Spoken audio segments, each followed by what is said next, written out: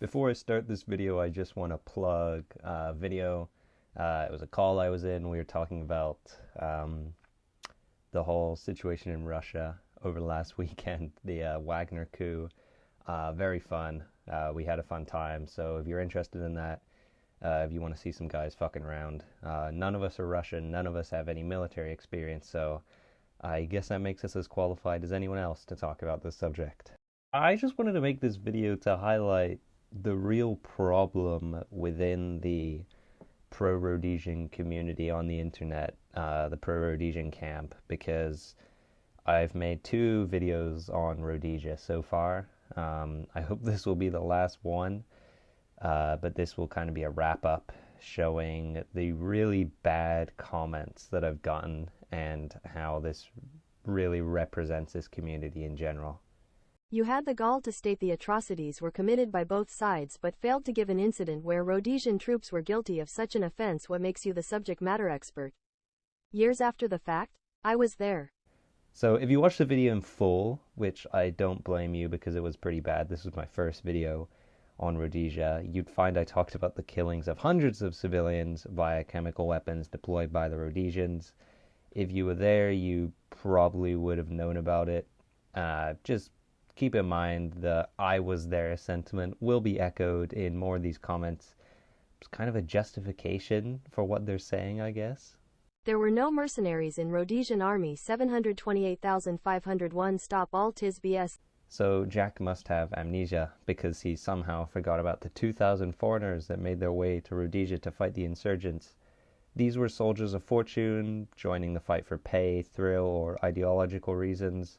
The Rhodesian security forces had several international legions, which were for these soldiers. Yes, officially they were Rhodesian soldiers, but really they were mercenaries. The natural advantages of guerrilla tactics. Surely you mean to say murdering women and children and shooting down civilian airliners. With Sam's... So I'm guessing Server Ian is referring to farm murders and the downing of Rhodesian Air Flight 825, which was shot down by Zipra in the late stages of the war.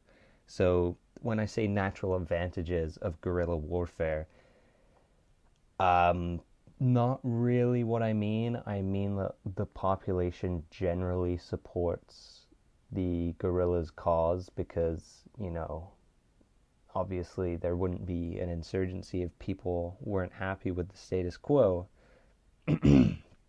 But yeah, terror is an insurgent tactic. It is an inherent advantage, both used by guerrillas and counter-guerrillas, the insurgency and counter-insurgency forces. The main battle plan of Zipra and Zanla, after they realized that they couldn't beat the Rhodesians on the battlefield, was to go in, infiltrate, and cause terror among everyone. Terrorize the black community who doesn't support you into supporting you, or at least not supporting the whites, and terrorize the whites into leaving your country, right? You want to create a situation of paranoia where people know that if they're white, they're not safe, and if they're black supporting white, they're not safe either. So Zanla and Zipra really excelled in this. Of course, shooting down a airliner full of innocent people, black and white, and then going through and murdering everyone who's left, that's really not pleasant. It's really disgusting. But that's what they did to win, and they won. There are a lot of inaccuracies in your statements. Yeah, it's easier to say that and be done with it rather than actually explain what I did wrong. Just saying there are a lot of inaccuracies in your statements is fine, but if you followed that up, then I'd be down to have some constructive conversation with you about that. The war wasn't lost on the ground. International sanctions finished. As I know, I was there. Need to mention atrocities committed by the terrorists in bayoneting away baby on a black car is back. Well, the parents went to buy food for the farm workers on a farm. So I really don't get these comments saying that the Rhodesians didn't win the war by their own mismanagement, but they lost because the world turned their back on their country, heavy sanctions, whatever. What doesn't hold up is that Rhodesia had been sanctioned since UDI in 1965 and was still receiving all the aid they needed to keep their military and home life in order. even after 15 years of sanctions by the 1980s from the US, the UK, the USSR, Rhodesia was still getting the majority of their material from South Africa and Mozambique. Sanctions can be easily averted. Just look at Russia today. External influence was a large factor of the Rhodesians winning the war. Sorry, losing. But Zanla and Zipra forces, they outplayed them on the ground. That's all it is. They were outplayed, both politically and militarily. As I said before, they didn't need to win a military war. They needed to win a political one, which they did. So, sure, Rhodesia never lost on the field of battle, but they lost the war. So, boo-hoo.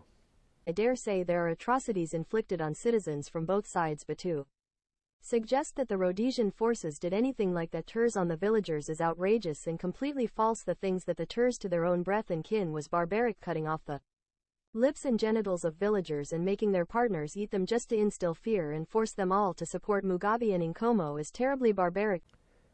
There were many instances of questionable actions to straight up war crimes being committed by the Rhodesians.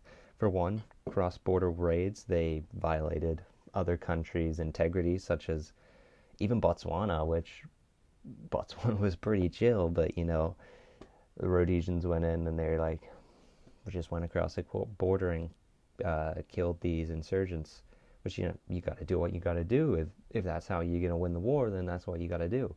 But still questionable international actions. Wearing enemy uniforms, engaging in combat when wearing enemy uniforms. That's a war crime. They did that tons of times. Operation Dingo, big one. They killed, God, I think 1,000, a few thousand, suffering like no fatalities because they snuck into these camps wearing enemy uniforms and then proceeded to engage in combat, still wearing the uniforms, which is a war crime. The Rhodesians also use weapons of mass destruction in the forms of chemical weapons. In the final years of the war, they used napalm and typhus and anthrax agents. So really not pleasant stuff. The best counter-terrorists for over a decade. If they were the best counter-terrorists for over a decade, they would have won. It was the finest army in the world. It was no exaggeration. If they were the finest army in the world, they would have won. Goes to show you the northern insurgents were so dumb that they were fighting for communist China if they thought they had it bad on the farm. Really became a communist, then you have nothing forever. I can't believe that the USA did nothing to help in a communist war. Goes to show that, what is this? They were fighting for communist China. Oh yeah, the guys who won, they were so dumb. Because they were fighting for China, apparently. I guess what this guy means is that they were so dumb because they're receiving support from China. I can't believe that the USA did not help in a communist war.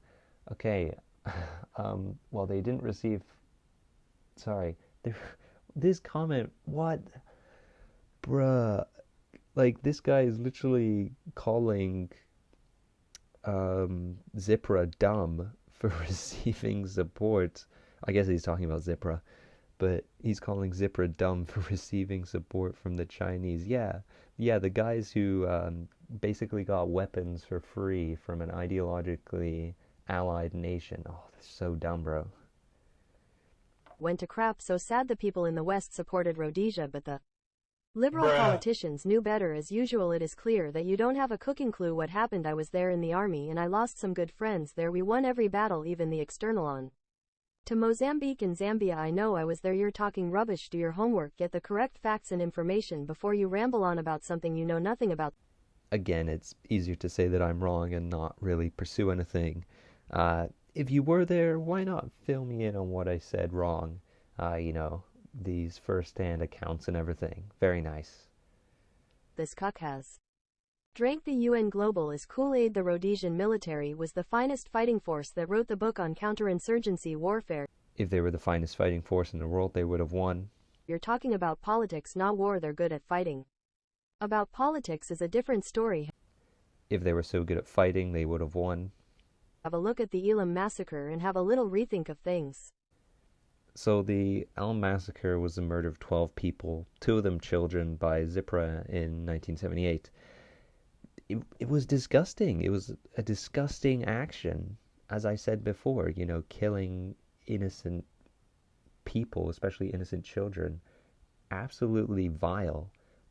But it was part of their successful plan to terrorize the white population into leaving the country, and as well terrorize the blacks who supported the whites into cutting out their support. This happened hundreds of times across the country, not just in Elm. They killed hundreds of people, maybe even thousands. Um, but I don't get what this has to do with the video, which was my latest video on Rhodesia saying that the military was ineffective. Like, what does a murder being committed by Zipra have to do with a failure in military strategy? It would be like refuting an argument that Zanla and Zipra weren't effective because the Rhodesians used mass destruction, weapons of mass destruction on their own population. It just has no relation. So that's how you know that these people have no argument because they're just saying, oh, but what about this time when these guys killed a bunch of innocent people? Yeah.